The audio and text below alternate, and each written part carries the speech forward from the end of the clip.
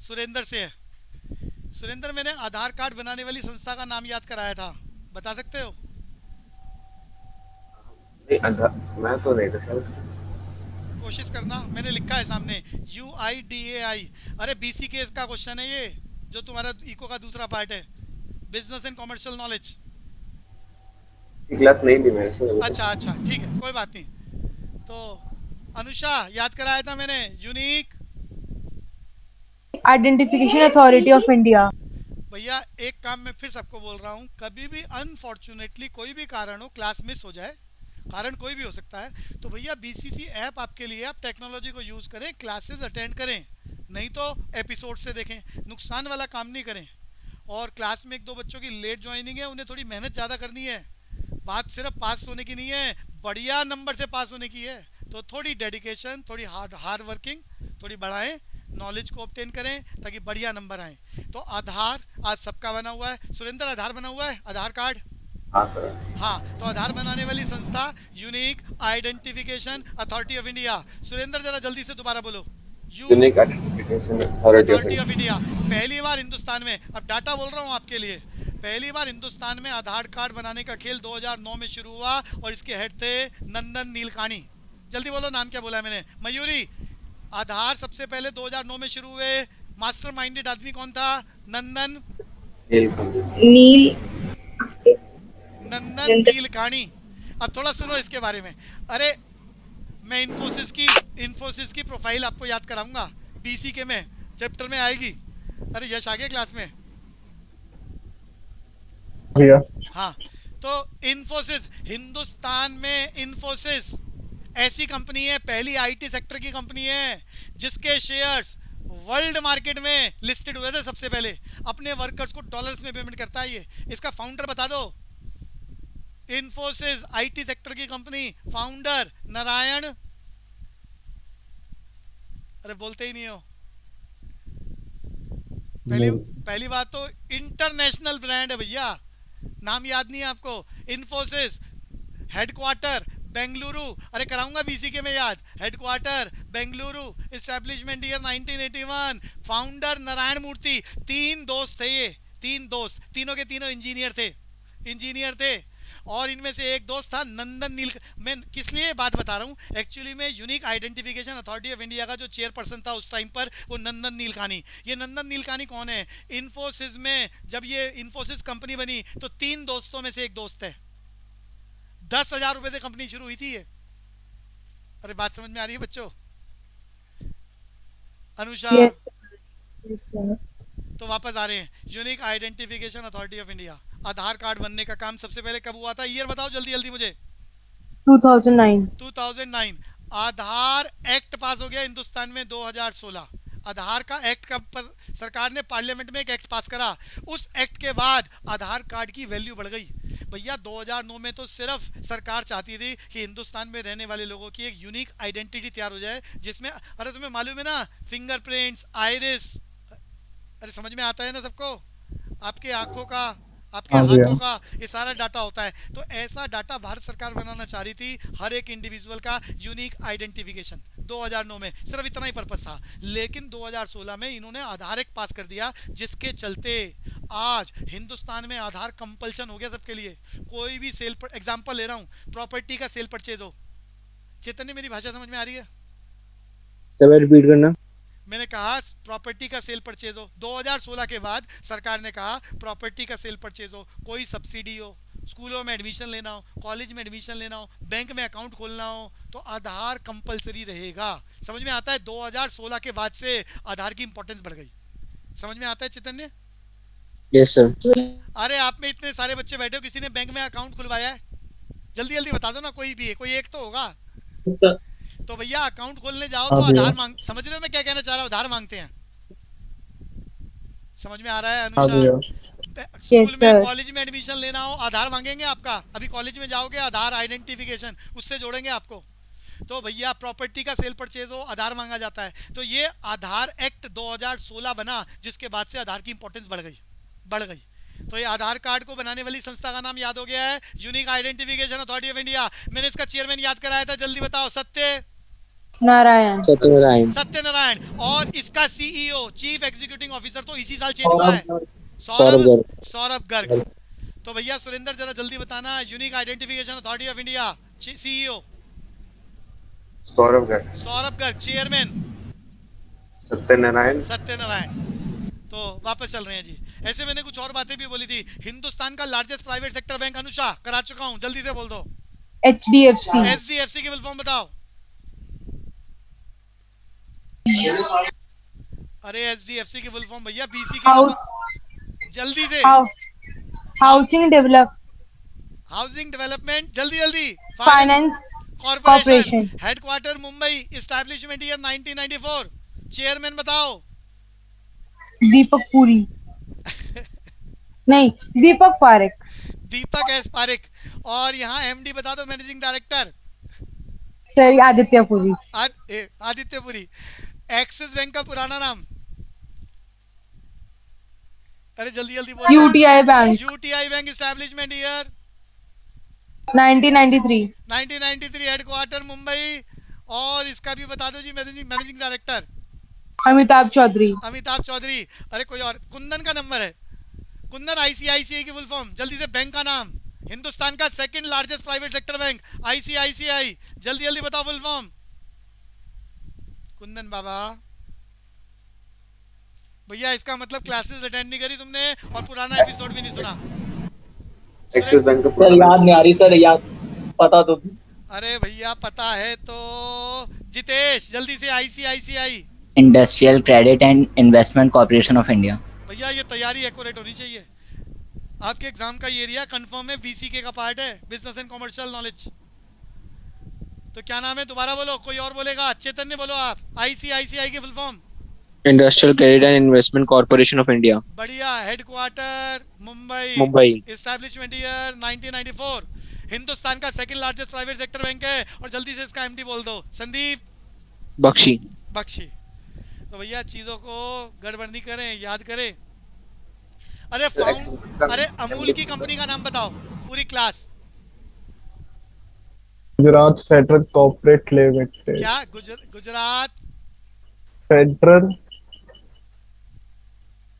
अरे Anusha. Sir Gujarat marketing federal corporation. Gujarat marketing federal corporation. Federal corporation. Product का नाम Amul. Punchline the taste of India. Founder कौन है, जल्दी बताओ। Founder of doctor Varghese Gujarat Kurien. Cooperative milk marketing है जी, doctor Varghese Kurien. Doctor Varghese Kurien. Father of milk revolution, जल्दी बोलो। डॉक्टर वर्गीस कुरियन। वो बोलेगा white revolution related to which industry, milk and dairy products. Clear है बच्चों। प्रोडक्ट का नाम Amul, punchline, taste of India. Surendra याद हो गया। सुरेंद्र आवाज नहीं आ हाँ रही भैया। बच्चे। ठीक है ठीक है, ये बीसीके में चलेगा बच्चे। तो थोड़ा सा चीज़ें याद कराने का काम बीच बीच में। तो कॉस्ट का चैप्टर हमारा शुरू हुआ था। मैंने सबसे पहले बताया, when you start the production there is need of 4 factors of production, land, labour, capital, organisation. इन चारों के बदले में whatever you have to pay in the name of rent, interest, wages and profit is known as total cost या economic cost of the commodity. समय के बदलने पर अलग अलग इकोनॉमिस्टों ने कॉस्ट को अलग अलग नाम से रिफ्लेक्ट करा। मैंने आपका डिस्कशन कर लिया है। ये सबसे पहली बात, accounting cost and accounting cost and implicit cost. Implicit cost accounting cost का दूसरा नाम, पूरी क्लास जल्दी से। Explicit cost. एक्सप्लिसिट कॉस्ट याद कर लो meaning. Reward of those factors which arrange from outside source, they are predetermined. It is also known as accounting cost. For example, rent paid to the owner of land. अरे याद आ रहा है Yes, sir. Kundan, clear है बच्चे। Yes sir. अगली बात मैंने बताई थी इम्प्लिसिट कॉस्ट। अरे जो करा चुका हूं बस वर्बली तेजी के साथ बोलूंगा। Implicit cost is the reward of those factors which are self imputed. अपने घर से आप अपनी बिल्डिंग को लगा रहे हो तो अपने आप को किराया आप किताबों में तो दिखा नहीं सकते, इसीलिए अरे जो कॉस्ट किताबों में दिखाई नहीं जा सकती उसका एक और नाम है नॉन अकाउंटिंग कॉस्ट। यश मैंने क्या बोला है, नॉन अकाउंटिंग कॉस्ट या implicit cost, reward of those factors which are self imputed, they are not predetermined. For example, rent of self imputed house. Yash clear हो गया, यश खंडेलवाल। हाँ भैया। भैया फार्मूला याद करा चुका हूं मैं, इकोनॉमिक कॉस्ट का फार्मूला क्या? Accounting cost plus non accounting cost या इम्प्लिसिट कॉस्ट। बच्चे ये क्लियर है? Meaning, formula, example. अरे एग्जांपल टिक कराएगा, ऑड मैन आउट। चलें आगे। इकोनॉमिक कॉस्ट बोले तो टोटल हाँ भैया। कॉस्ट। इकोनॉमिक कॉस्ट या टोटल कॉस्ट का एक formula rent, interest, wages, profit. दूसरा बता दिया accounting cost and non accounting cost. Accounting cost को explicit cost, non accounting cost को इम्प्लिसिट कॉस्ट। हो चुका है आर्यन? क्लियर है तो आगे चलें। हाँ भैया। हाँ जी। इसके बाद मैंने बताया टोटल कॉस्ट और economic cost is always the aggregation of fix cost and variable cost. Last class में चर्चा बहुत डिटेल में चली थी, fix cost and variable cost. जल्दी से एक बार इसको शॉर्टकट में बोल देता हूँ। Fix cost, reward of fix factors applicable in short period. Variable cost, reward of variable factors. बच्चों फिक्स कॉस्ट का दूसरा नाम, पूरी क्लास जल्दी बोलो। मयूरी, फिक्स कॉस्ट का दूसरा नाम? Fixed cost, supplementary cost. Supplementary cost. Mayuri, variable cost का दूसरा नाम? सर एक सेकेंड। है जी मयूरी? सर याद। अरे आसानी था, prime cost. Mayuri, prime cost. तो बच्चों प्राइम कॉस्ट और सप्लीमेंट्री कॉस्ट याद करा दिया मैंने, और इसके डायग्राम, इसका रिलेशन अभी डिस्कस करा था, दोबारा आगे चलेगा। आउटले कॉस्ट का दूसरा नाम बताओ, मयूरी बताएगी। आउटले कॉस्ट बच्चे? एक्सपेंडिचर। यस, आउटले कॉस्ट बोले तो एक्सपेंडिचर कॉस्ट। अरे जो भी during the process of production producer pay in terms of money known as money cost और एक्सपेंडिचर कॉस्ट और आउटले कॉस्ट। ये क्लियर हो गया बच्चों? यस। भैया। अपॉर्चुनिटी कॉस्ट याद करा दिया, the cost of next best alternative use of resources known as opportunity cost. अरे डायरेक्ट कॉस्ट बताया था मैंने, ट्रेडिंग अकाउंट की डेबिट साइड में जितने खर्चे होते हैं, मैन्युफैक्चरिंग प्रोसेस से रिलेटेड खर्चे डायरेक्ट कॉस्ट, और indirect cost selling and distribution से रिलेटेड जितने भी खर्चे हैं इनडायरेक्ट कॉस्ट। यश याद है? Aryan? Yes, semi variable cost भैया। कौन सी होती है है? जी, दोबारा बताओ। Semi variable cost. भाई वेरिएबल कॉस्ट को फर्दर क्लासिफाई कर सकते हैं, ऐसी कॉस्ट जो with in a period of, अरे एक होता है ना fix cost, building plant machine खरीद लिया, उसकी बात नहीं कर रहे, जो cost with in a period of 1 year खत्म हो जाए, सेमी वेरिएबल कॉस्ट। वेरिएबल का मतलब चेंजेबल, लेकिन with in a period of 1 year. वैसे कोई एग्जांपल है? एग्जाम्पल, भाई फैक्ट्री में आपने ना यूनिफॉर्म, आपने ड्रेस कोड रखा है हॉस्पिटल में ड्रेस कोड रखा है कि सारी नर्स और डॉक्टर्स विशेष प्रकार की ड्रेस पहनेंगे। अब वो ड्रेस की लाइफ 1 साल से ज़्यादा नहीं मानी जा सकती, और वो खर्चा क्या है वो हॉस्पिटल प्रॉफिट एंड लॉस की डेबिट साइड में लिखेगा, सेमी वेरिएबल कॉस्ट। ये बात समझ में आ गई? हाँ भैया। कॉस्ट फंक्शन, बचपन में मैंने डिमांड फंक्शन कराया था, मयूरी बताएगी demand function. Functional relationship between demand and factors affecting demand. सबको याद है functional relationship between demand and factors affecting the demand. Factors affecting the demand, Mayuri बोलना शुरू करो। Price of the commodity, price of related goods, income of consumer, taste habit preference of consumer. Mayuri से मेरा दोबारा question, पूरी क्लास रिवाइज कर रही है। Supply function, Mayuri start. Functional relationship between supply and factors affecting the supply. मेरा अगला question factor affecting the supply, headings बोलो Mayuri. Price of a commodity, price of related goods, cost of factor of production, technology, goals of the firm, or government policy. Policy या taxation policy, बढ़िया बात। फिर मेरा question Mayuri से है production function, बोलते जाओ। Functional relationship between production and input and output. Input and output. अब वो पेपर वाला याद रखना, जितने भी मैं येलो कलर से मार्क कर रहा हूँ ये क्या है, इंडिपेंडेंट वेरिएबल, और ये बाकी क्या है, जल्दी जल्दी बोलते जाओ। डिपेंडेंट वेरिएबल, अरे यश समझ में आ रहा है? डिपेंडेंट वेरिएबल, अरे मैथ्स वाले हो सारे? Yash, Jitesh, dependent variable, independent variable. हाँ, तो अब वापस आ रहे कॉस्ट फंक्शन। जब ये सारी बातें याद है तो गिफ्ट में मिल रहा है। अरे प्रोडक्शन फंक्शन में सबसे फेमस आदमी जिसने प्रोडक्शन फंक्शन को रिफ्लेक्ट करा, अरे मैंने नाम याद कराया था सी से, कॉब डगलस। अरे एक बार दोबारा मेरा क्वेश्चन है, अनुषा आइसोक्वेंट का मीनिंग बोलो। आइसोक्वेंट, बचपन भूल मत जाना। Various possible combination of two factors of production. हे भगवान, कहाँ पर है? भैया क्यों गड़बड़ झाला करते हो तुम? अरे अनुषा कल छुट्टी थी ना? Yes, sir. तो भैया छुट्टी का मतलब सिर्फ खाना पीना और सेलिब्रेट करना थोड़ा ना, पढ़ाई करके भी सेलिब्रेट कर लिया करो थोड़ा। भैया ये बार बार बोलने का काम क्यों होता है? आपकी पढ़ाई है, आपका ही रिजल्ट है, आपकी कैरियर अपॉर्चुनिटी है भैया। आपके नाम, अरे चेतन ने पता है सीए के बाद आपके नाम के आगे सीए लग जाता है। Yes, sir. तो भैया जो आपने 4-5 साल बाद लगाना है हमने अभी लगा दिया है, तो क्यों हमारा काम भी खराब कर रहे हो और अपना काम भी खराब कर रहे हो? चेतन ने बोलना आइसोकेंट curve. The various possible combination of two factors of production which reflect same level of output. बढ़िया बात। जो कराया है आप वो भी भूल जाते हो, तो पेपर में जो नहीं कराया वो आ जाएगा, उसका क्या करोगे? प्रोफेशनल एग्जाम है ये आपके एकेडमिक एग्जाम नहीं है। नेगेटिव मार्किंग साथ में चल रही है।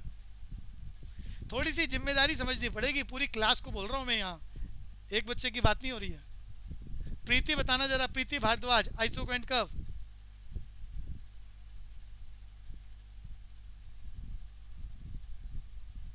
प्रीति, Variable possible combination of two factors of production which leads to same level of output. बढ़िया बात। अगली बात, अभी बात पुरानी वाली पूछ रहा हूँ जी। मैंने आपको याद कराया iso cost line. Iso cost line Jitesh जल्दी बोलेगा, मैंने सामने डायग्राम बनाया। Iso cost line. Availability of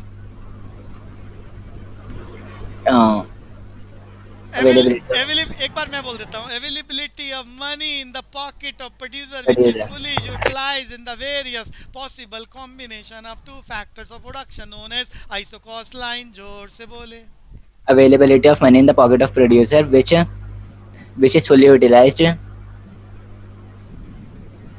various possible combination of two factors of production labour and capital. ये क्लियर है? मेरा क्वेश्चन चैतन्य से है, आइसो कॉस्ट लाइन की इक्वेशन बोलो। Sir, labor into wage plus capital हाँ rate of interest into capital is equals to cost. बढ़िया बढ़िया। अरे ये चीजें याद रखनी है भैया, गड़बड़ मत कर जाना। कभी आगे दौड़ पीछे छोड़ चलते रहो। कुंदन क्लियर हो रहा है बच्चे? Yes sir. भैया प्रोड्यूसर इक्विलिब्रियम का डायग्राम बताया था, जहां पर आइसो कॉस्ट लाइन का स्लोप और आइसोक्वेंट कर्व का स्लोप मैच हो जाता है, टेंजेंशियल हो जाता है, वहां इक्विलिब्रियम हो जाता है, फैसला हो जाता है फैक्ट्री कितना प्रोड्यूस करेगी। लैंग्वेज याद कराई थी। Producer equilibrium is a psychological phenomena where producer obtain the maximum level of profit. It leads to settlement of units produced by the producer. Language दोबारा बोल रहा हूँ ताकि याद आ जावे। कंडीशन पूछ रहा हूँ मैं चैतन्य, प्रोड्यूसर इक्विलिब्रियम की condition Slope of isoquant curve is equal to slope of iso cost line. बढ़िया बढ़िया भैया, ये चीज़ें याद रखो, भूलने का काम नहीं होना चाहिए। एग्जाम के क्वेश्चन है, वेरी इंपॉर्टेंट। वापस आते हैं जी, वापस आते हैं। अरे रिटर्न टू स्केल में दूसरे, ये पूछना मुझे लगता है जरूरी है रोज क्लास में, और कोई ज़्यादा गड़बड़ करे तो घर वालों से भी बात करने का मुझे लगता है एक होना चाहिए। कनन जैन का नंबर है। कनन, रिटर्न टू स्केल का सेकंड फेज का नाम चाहिए, सिर्फ नाम। पेपर में एमसीक्यू आएगा, बस टिक करना है। Return Constant return to scale. बढ़िया बात। मेरा क्वेश्चन फिर कनन से है, ये जो सेकंड फेज है कांस्टेंट रिटर्न टू स्केल, इसका कारण बता दो, सिर्फ एक लाइन। कारण किस वजह से होता है constant return to scale? Economy टिंग टोंग, डिसइकोनॉमी टिंग टोंग। Start. Economy stopped and diseconomy has not yet started. बढ़िया, लिखा हुआ आएगा, बस पढ़ते ही बात याद आ जाए और टिक कर दो, बात खत्म। बिल्कुल ठीक बोला है। प्रेरणा पांडे का नंबर है। Prerna Pandey, law of variable proportion के सेकंड फेज को क्या बोलते हैं? सर वो नहीं है इस बैच में। अरे प्रेरणा नहीं, ये नाम प्रेरणा तो वो एंट्रेंस वाला बैच है। अरे प्रणय से बोल रहा था मैं। प्रणय आपका नंबर है बच्चे। लॉ ऑफ वेरिएबल प्रोपोर्शन के सेकंड फेज को क्या बोलते हैं? Decreasing return to factor, हाँ, diminishing. सारे बच्चे याद कर लो बच्चों, ये क्वेश्चन ऑलमोस्ट हर साल है आपके एग्जाम में। क्या जो सेकंड फेज है सबने याद करा है? कंक्लूजन। मयूरी बताओ, कंक्लूजन में हम कौन से फेज में रहते हैं शॉर्ट पीरियड में? Mayuri. Law of variable proportion. नहीं, लॉ ऑफ वेरिएबल प्रोपोर्शन के सेकंड फेज को हम हमेशा ऑप्ट करते हैं। मयूरी याद है आपको second phase? Yes, sir. Yes. इस सेकंड फेज का नाम है लॉ ऑफ डिमिनिशिंग रिटर्न। क्या नाम है बच्चों इसका? Law of diminishing return. इसके ऊपर कंपलसरी क्वेश्चन है ऑलमोस्ट हर साल किसी साल का पेपर उठा लो, यहाँ से एमसीक्यू रहता है compulsory, law of diminishing return. ये सबको याद है। इस खेल में क्या होता है? टीपी इंक्रीजिंग एट मयूरी बोलो। Diminishing rate. Diminishing rate and MP starts falling but positive. AP and MP दोनों की बात करनी है, दोनों स्टार्ट फॉलोइंग बट अब ये क्वेश्चन जब आप प्रैक्टिस करोगे क्वेश्चन बैंक में तो बार बार लैंग्वेज बदल के आएगा। इस पर क्वेश्चन आपके पेपर में आना है, लॉ ऑफ डिमिनिशिंग रिटर्न। वापस चलेंगे जी फिलहाल। कॉस्ट फंक्शन, जब इतने सारे डिस्कशन कर लिए तो कॉस्ट फंक्शन तो बिल्कुल वैसा ही है जैसे demand function, supply function, production function. Functional relationship between cost and factors affecting the cost. Yash repeat करो। Functional relationship between cost and factor affecting the cost. Factor affecting the cost आपको नजर आ रहा है, टेक्नोलॉजी। प्राइस ऑफ फैक्टर्स का मतलब होता है, अरे price of factors of production का मतलब cost of factors of production. अरे बात समझ में आ रही है? जो फैक्टर्स ऑफ प्रोडक्शन हम मांग रहे हैं उसकी कॉस्ट, कैपिटल एक्सेट्रा। तो सबने याद कर लिया cost function. Relationship between cost and factors affecting the cost is known as cost function. अब हम ये शॉर्ट पीरियड लॉन्ग पीरियड में पढ़ेंगे। शॉर्ट पीरियड है शॉर्ट रन। जल्दी से कोई एक नंबर के लिए बताएगा। अरे जल्दी से एमसीक्यू में आएगा शॉर्ट पीरियड। ये भी बड़ा कॉमन क्वेश्चन है और वो लैंग्वेज हर बार बदल देता है। Some factors of production are fixed and others are Anusha variable. अब पेपर में बोलेगा कम, शॉर्ट पीरियड का मतलब क्या? कम से कम एक फैक्टर क्या होना चाहिए? फिक्स होना चाहिए। तो आगे चलेंगे। अरे मुझे बताओ वो टाइम जोन जिसमें सारे फैक्टर्स फिक्स होते हैं, पूरी class. Very short period. Very short period option में ही नहीं होगा, उसका दूसरा नाम बता दो। Market period. Yes, market period. वापस आ रहे हैं जी। तो शॉर्ट पीरियड में हम कॉस्ट का डिस्कशन कर रहे हैं, classification of cost in short period. तो पहला नाम फिक्स कॉस्ट। अरे फिक्स कॉस्ट या टोटल फिक्स कॉस्ट, या इसका एक और नाम अभी एक बच्चे ने बोला था क्या? Supplementary cost. फिर हम वेरिएबल कॉस्ट और इन दोनों का total cost. Diagram, relation, meaning सब याद होना चाहिए। यूनिवर्सल कंसेप्ट है, एग्जाम्पल भी एग्जामिनर टिक करा सकता है। सबने याद कर लिया फिक्स कॉस्ट। फिक्स कॉस्ट का दूसरा नाम मयूरी अभी बताया था, दोबारा बोलो। Supplementary cost. Supplementary cost. भैया ये फिक्स कॉस्ट वेरिएबल कॉस्ट में कॉमन क्वेश्चन क्या रहता है? एग्जामिनर एग्जांपल लिखेगा, बताओ कौन सा एग्जांपल फिक्स कॉस्ट है या कौन सा एग्जांपल फिक्स कॉस्ट नहीं है, और साथ में वो दूसरे एग्जांपल भी लिखेगा वेरिएबल कॉस्ट के भी। तो एग्जांपल्स में से ऑड मैन आउट करना होता है। फिक्स कॉस्ट वेरिएबल कॉस्ट सबको मालूम है, एक बार रिवाइज कर लेते हैं डायग्राम के साथ। भैया ये फार्मूला याद कर लो। यश फार्मूला पूरा करो। ये फार्मूला पूरा लिखा नहीं है। Total cost is equal to fix cost plus Variable cost. Fix cost plus variable cost. तो एक बार डायग्राम को पढ़ना चाहेंगे। सबको मैंने ये लास्ट क्लास में याद करा दिया था, जल्दी से मेरे साथ रिवाइज कर लो। फिक्स कॉस्ट या supplementary cost in short period it is the reward of fix factors which can not be change with the change in the level of output at zero level of production. Fix cost not equal to zero या always exist. Fixed cost curve is always parallel to x-axis. It is also known as supplementary cost. For example याद कर लो, rent of building। यश याद हो गया, last class में हो चुका है। हाँ भैया। Variable cost is the reward of variable factors which can be changed with the change in the level of output. It is also known as, क्या बोलते हैं इसे? Prime cost. Variable cost curve is always upward sloping based on reverse S shape। और उसके बाद example एक दो लगा लेना इसके साथ, और टोटल कॉस्ट की बात करते हैं। Total cost is always the aggregation of fix cost and variable cost at zero level of production. Total cost is equal to, कौन बताएगा? Fixed cost. Because variable cost not exist. कोई confusion है तो बोलो, मैं पहले याद करा चुका हूँ पुरानी क्लास में सारा खेल। मयूरी याद है? Yes, sir. अब हमें याद करना है short run average cost. Fix cost की एवरेज AFC, वेरिएबल कॉस्ट की average AVC and total cost की एवरेज ATC। ATC या AC एक ही बात है। एक एक करके खेल शुरू करते हैं।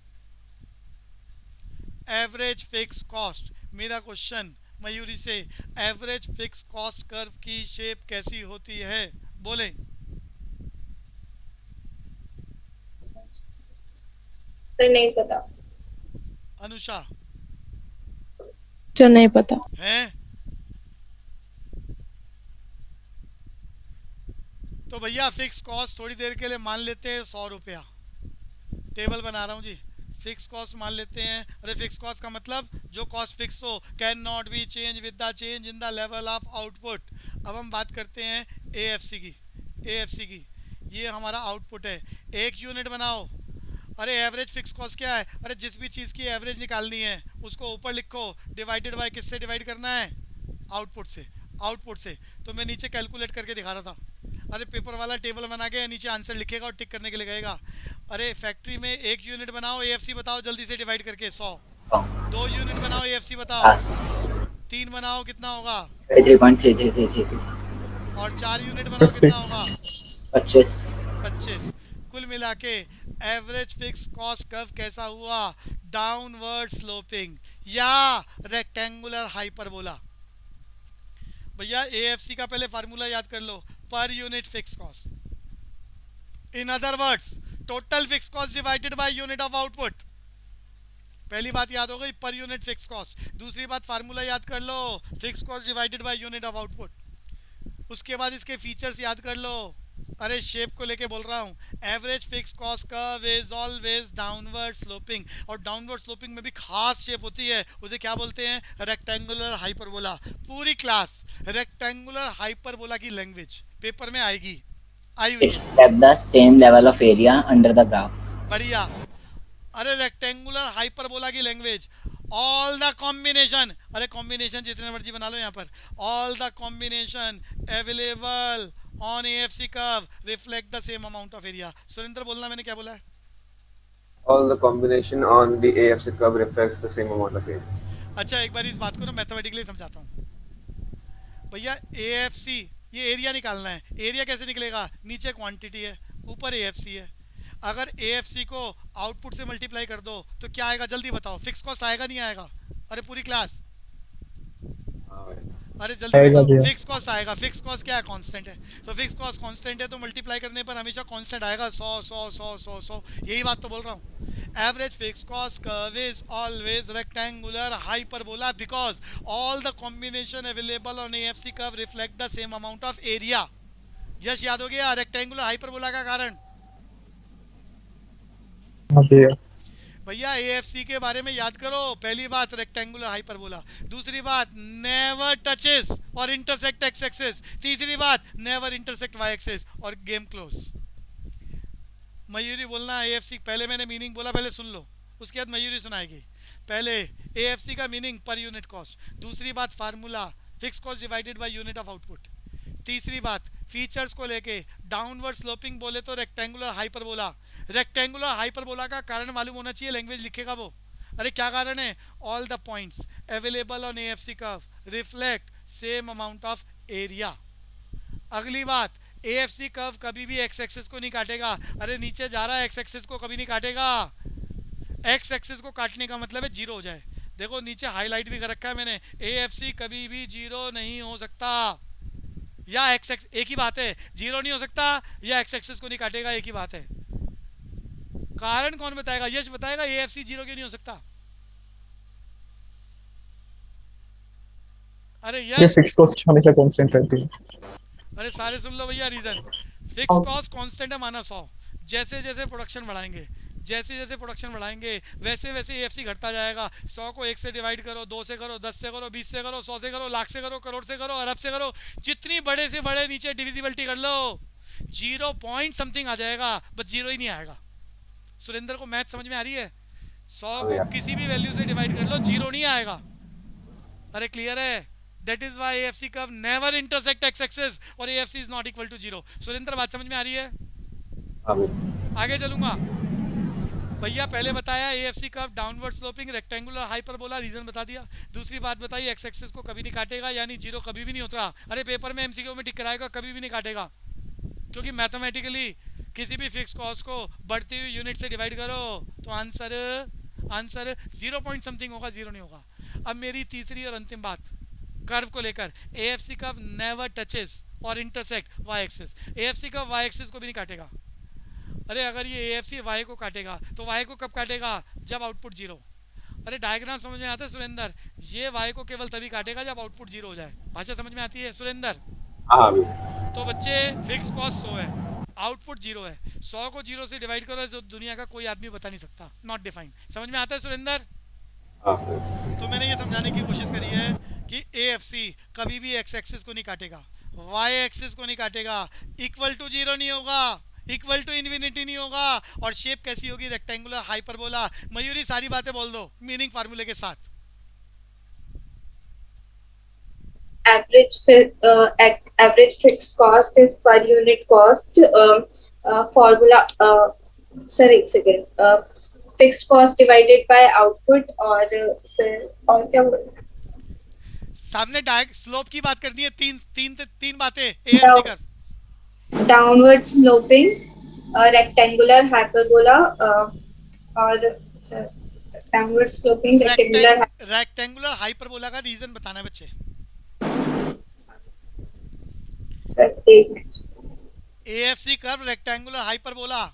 पेपर में ऑप्शन में लिखा होगा ना, पता चलना चाहिए क्या है इसका मतलब, और इसका मीनिंग मालूम होना चाहिए। जल्दी बोलो। Reflect same level of area on reflect same level of area on all the points. आगे बोलो आगे। Sir एक second. Never Same never never intersect x axis or y axis. X axis and Y axis. और X axis को नहीं काटता मतलब कभी भी जीरो नहीं होगा। बात को मैथमेटिकली सारे एंगल आपके पास क्लियर होने चाहिए कि इसको ऐसे बोला जा सकता है। वो आपसे पूछ के नहीं लिखेगा, वो अपने हिसाब से लिखेगा। आपकी नॉलेज वाइड होनी चाहिए। एक बार जितेश ये सारी बात बोल दो, टॉपिक को चेंज करेंगे। AFC is per unit cost. AFC is equal to hey TFC. भगवान रुक जाओ। पर यूनिट कॉस्ट जीरो हो गया। पर यूनिट कॉस्ट, ये गड़बड़ क्यों कर रहे Average हो? per unit cost. अरे बच्चे अभी भी गड़बड़ है। अरे तुम एसी का फार्मूला बता रहे हो, पर यूनिट फिक्स कॉस्ट, ये गड़बड़ इतनी सारी। हाँ. AFC is per unit fixed cost. AFC is equal to TFC divided by output.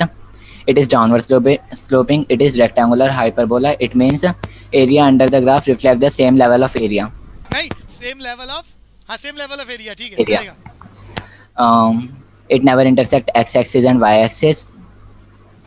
X axis को नहीं काटता तो उसका मतलब है जीरो के बराबर नहीं होगा, और वाई एक्सिस को नहीं काटता का मतलब इन्फिनिटी की बात नहीं की जा सकती। क्लियर हो गया बच्चे? चले आगे। हाँ. किसी को कुछ पूछना है तो पूछ लो। एएफसी क्लोज, जो भी इससे रिलेटेड डाटा मैंने आपको याद करा दिया। शेप की बात बता दी। अरे शेप कैसी है? Downward sloping. वो पूछेगा कौन सा, नीचे 4 ऑप्शन देगा, बोलेगा कौन सा यू शेप नहीं होता। अरे क्लियर है? एएफसी डाउनवर्ड स्लोपिंग है, यू शेप नहीं है। अरे जितेश याद आ रहा है? हाँ भैया. हाँ। एवीसी, एवीसी की शेप कैसी होती है? यश आपका क्वेश्चन है। शेप भैया ये एक्स एक्सिस को काटते हुए जाती है। हे भगवान, हे भगवान। एवीसी इतना गड़बड़ झाला। यू शेप कैसा होता है बच्चे? अरे जल्दी। U shape. यू शेप होता है। ये गड़बड़ क्यों कर रहे हो भैया? याद कर लो, शेप भी याद होनी चाहिए। तो यहाँ समझाता हूँ जी। पहले मीनिंग सबको याद हो गया। जिस भी चीज़ की एवरेज निकालनी है, अरे वेरिएबल कॉस्ट की एवरेज निकालनी है, उसको ऊपर लिखो divided by unit of output. तो पहली language per unit variable cost. अरे एएफसी में पर यूनिट फिक्स कॉस्ट है, पर यूनिट कॉस्ट मत लिख देना, जीरो हो जाएगा। एवीसी में क्या हुआ? Per unit variable cost. फिर फार्मूला याद करो, when variable cost divisible by unit of output it is known as average variable cost। तीसरी बात याद करो इसकी शेप कैसी होती है? U shape. in the initial stage due to increase in the level of output AVC starts बोलो जी। अरे शुरू में आउटपुट के बढ़ाने पर एवीसी घटती है और उसके बाद एवीसी बढ़ना शुरू कर देती है। ये क्लियर हो गया बेस्ड ऑन यू शेप। तो बस इतनी बात याद करनी है एवीसी में। पहली बात पर यूनिट वेरिएबल कॉस्ट, दूसरी बात formula VC divided by unit of output, और तीसरी बात it is always U shape. ये कौन बोलेगा एक बार? Anusha repeat.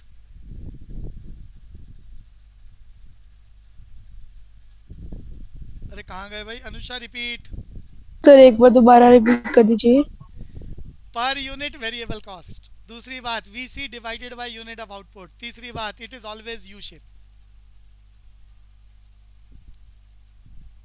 average variable cost is a per unit variable cost, TVC divided by unit of output, and it is always U-shaped. बढ़िया। आर्यन याद हो गया, चले आगे। हाँ भैया।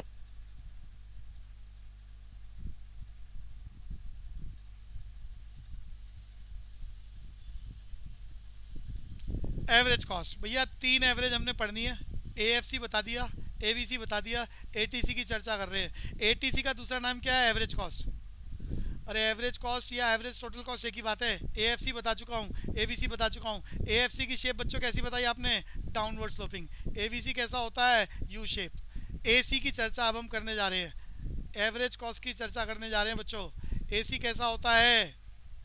एसी इंपॉर्टेंट, पूरी क्लास बोलो बच्चों।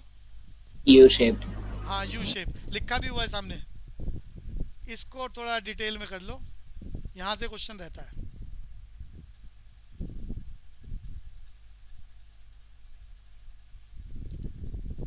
एवरेज कॉस्ट बोलते हैं, एवरेज टोटल कॉस्ट भी बोलते हैं, और इसका एक और नाम है। पूरी क्लास को बता सकता है? अरे मैंने लगा दिया निशान, जल्दी बोलो। Average cost, average total cost या शॉर्ट रन एवरेज कॉस्ट एक ही बात है। अरे ऐसी the symbol of short run. Topic short period का चल रहा है अभी, ये क्लियर हो गया बच्चों? वो नाम कुछ भी बदल दे, एक ही बात है। बच्चों इतनी बात क्लियर हुई? बोलो। Yes, sir. अब पहले आप फार्मूला याद करो। मीनिंग है पर यूनिट कॉस्ट। अभी जो थोड़ी देर पहले बच्चे बोल रहे थे, पर यूनिट कॉस्ट या पर यूनिट टोटल कॉस्ट एक ही बात होती है। फार्मूला याद करो, total cost divided by unit of output. Anusha formula क्या हुआ एवरेज कॉस्ट का? Total cost Total cost divided by unit of output. बढ़िया बात। पहले मीनिंग याद कर लो, पर यूनिट कॉस्ट, फिर फार्मूला याद कर दो। When total cost divisible by unit of output it is known as average cost, average total cost या शॉर्ट टर्म एवरेज कॉस्ट। इसके बाद आपको इसकी शेप याद करनी है। इसकी शेप कैसी है? U shape. शेप यू है, कारण के साथ याद करना है। In the initial stage average cost starts falling due to better utilisation of fix factors. Further average cost minimum due to optimal utilization of fixed factor. At last average cost starts rising due to overburden of fixed factor. So average cost curve is always U shape based on the 3 phases of law of variable proportion. बहुत important बात है average cost का घटना। अरे वो paper में question बनाएगा, average cost का घटना, प्रोडक्शन का बढ़ना। क्या बोला है मैंने? यश, एवरेज कॉस्ट का घटना, प्रोडक्शन का बढ़ना। प्रोडक्शन का बढ़ना एक ही बात है। जब एवरेज कॉस्ट मिनिमम होती है तो प्रोडक्शन क्या होता है? मैक्सिमम होता है। अरे एवरेज कॉस्ट मिनिमम होती है तो प्रोडक्शन मैक्सिमम होती है, और उसके बाद जब एवरेज कॉस्ट बढ़ने लग जाती है तो प्रोडक्शन घटने लग जाती है। ये टीपी का मैंने बना दिया। अब यहाँ पर थोड़ा सा मैं पुरानी बातें रिलेट करना चाह रहा हूँ, पुरानी बातें रिलेट करना चाह रहा हूँ। जब एवरेज कॉस्ट घट रही है यानी प्रोडक्शन बढ़ रहा है तो उसका कारण है, अरे क्या कारण है जल्दी बोलो? Better utilisation of resources. Fix factor. अरे fix factor, better utilisation of fix factor. जब एवरेज कॉस्ट मिनिमम होती है तो टीपी क्या होता है? जल्दी बोलते चलो। Maximum. कारण क्या होता है? Optimal utilisation of Fixed factors. Cost जब बढ़ने लग जाती है तो कॉस्ट के बढ़ने का मतलब है प्रोडक्शन का घटना। इसका कारण है Overutilization of fixed factor. Yes. अरे वो टॉपिक कॉस्ट का चलाएगा लेकिन बातें पूछ रहा होगा प्रोडक्शन की, आउटपुट की, या बातें पूछ रहा होगा लॉ वेरिएबल प्रोपोर्शन के फेजेस को लगाने की। तो ये इंटर रिलेटेड है टॉपिक, शॉर्ट पीरियड का टॉपिक चल रहा है। रिटर्न टू स्केल को मत सोचना बिल्कुल भी। ये क्लियर हो गया बच्चों? यश को बोलना है पहले मीनिंग, फिर इसका फार्मूला, और फिर इसकी यू शेप का reason. Yash start. It is per unit cost. Average cost is equal to total cost divided by output. Or in the initial stage, when average cost charts was due to better utilization of resources, average cost is minimized. अरे resources में number कटेंगे, fix factor का better utilisation हो रहा है, short period की कहानी है। better utilization of fixed factors, average cost is minimized due to optimum utilization of fixed factors. Average cost start rising due to overburden of fixed factors. So the average cost is always U-shaped. Based on three Three phases phases of of law of variable proportion. Law variable proportion का दूसरा नाम Anusha Law of returns to factor. Returns two factor. इसकी second phase को क्या बोलते हैं? Second phase का नाम बताओ. Law of. Law of अरे भी तो याद करा. Law of. अरे कहाँ गए? diminishing returns to हाँ. factor. Law of diminishing returns. Law of diminishing return बोलते हैं सेकंड फेज को. यही सुटेबल है, यही सोसाइटी में एप्लीकेबल है पूरी दुनिया में शॉर्ट पीरियड में.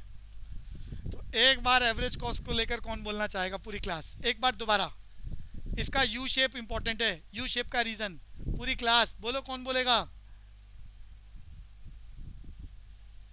Priyanshu. Priyanshu repeat. U shape of average cost. Priyanshu.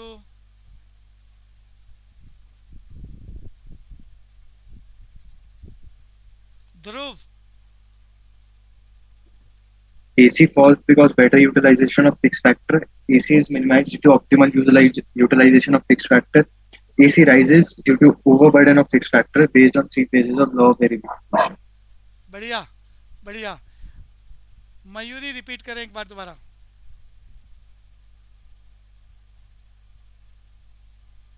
हर्ष आप बोलो. एवरेज कॉस्ट क्वेश्चन है इसके ऊपर.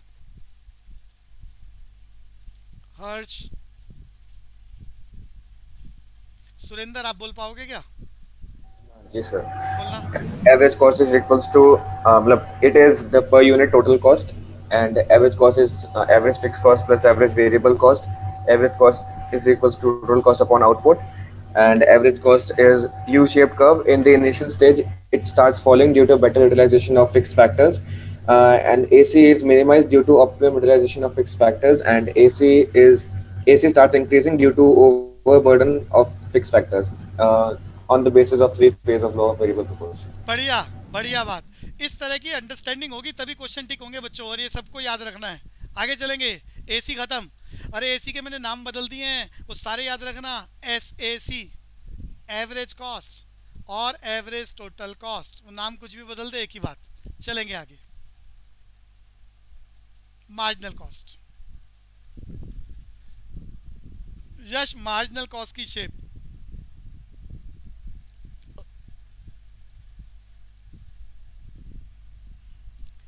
यश मार्जिनल कॉस्ट की शेप कैसी होती है? U shape. तो भैया फार्मूला याद कर लो. पहला formula delta T C divided by delta unit of output. दूसरा formula delta V C divided by delta output. तीसरा formula T C N minus 1. इसमें पेपर में वो सबसे ज़्यादा आज तक इस फार्मूले को यूज़ करके आया है ये वीसी वाला. और बदल बदल के बोलता है बार बार. यहाँ एक और रिलेशन में बता दूं जिसको वो एमसीक्यू में कई बार पूछ चुका है. अरे कोई बच्चा बता सकता है एग्रीगेशन ऑफ एमसी बराबर क्या? टीसी. किसने बोला है? दोबारा बोलना जी. ये बढ़िया बात है जितेश. अरे वाह. अरे aggregation of MC is known as VC. ये बातें वो थियोरेटिकली पूछेगा, टिक कराएगा. यहाँ एक लाइन और मुझे तुम्हारे एग्जाम की याद आ रही है. Area under the marginal cost. पूरी class fill in the blanks. पूरी क्लास. बढ़िया बढ़िया क्वेश्चन.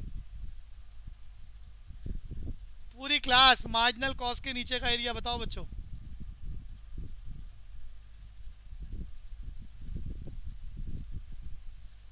अरे कोई नहीं बोल रहा. आंसर लिखा हुआ है सामने ही लिखा हुआ है और अभी मैंने चर्चा कर दी है. अरे बोलता ही नहीं कोई. बीसी. Table cost. भैया ये गड़बड़ क्यों चल रहा है? अब ये टेबल बना के समझाऊं क्या? पेपर में क्वेश्चन है ये नीचे मैंने वीसी लिख दिया है. इसको एक बारी कहो तो मैं टेबल बना देता हूँ यहाँ सामने. बच्चों एमसी कुछ भी मान लो. 8 6 10 12. आउटपुट 1 2 3 4. अरे एमसी से वीसी कैसे निकलती है? प्रैक्टिकल क्वेश्चन भी होते हैं कंपलसरी। अरे एमसी से वीसी वैसी निकलती है जैसे फ्रीक्वेंसी से सीएफ। अरे स्टैट्स तो सबको आती होगी, फ्रीक्वेंसी से cumulative frequency. Anusha, Yes, sir. F से सीएफ निकालना आता है? अनुषा बोलो जरा वीसी सामने पहले कैलकुलेट। 8 8 के बाद 8 + 6 14, 14 + 10 24, 24 + 12 36. कुल मिला के भैया मैंने जो अभी टेबल बनाई है, इस टेबल से पहली बात प्रूफ हो रही है कि एमसी का टोटल करते जाओ क्या आता है। जल्दी जल्दी बोलो क्या आता है? वीसी। क्या आता है? वीसी। तो एमसी के नीचे वही तो चल रहा है, टोटल ऑफ एमसी क्या होता है? वीसी। अरे याद हो गया, डायग्राम को लेकर टिक करा सकता है। फार्मूला बताया, VC is always aggregation of MC. ऊपर टेबल भी मैंने दिखाई बना के। ये क्लियर? सुरेंद्र को क्लियर हुई ये बात? सुरेंद्र, हाँ हो गए। अब आप एमसी का मीनिंग याद करो। एमसी का मीनिंग और फार्मूले मैंने 3 लिखे हैं, किसी से भी वैल्यू निकालो सेम आएगी। Delta VC by delta output, delta TC by output, या TCN minus TCN minus 1। Meaning याद करना है। मार्जिनल को डिक्शनरी में बोलते हैं एडिशनल, कॉस्ट का मतलब पेमेंट। तो marginal cost refers to addition in total cost due to additional unit of a commodity produce by the producer. जोर से बोलो Anusha. Additional unit of commodity total. क्या क्या क्या? Additional unit of a commodity?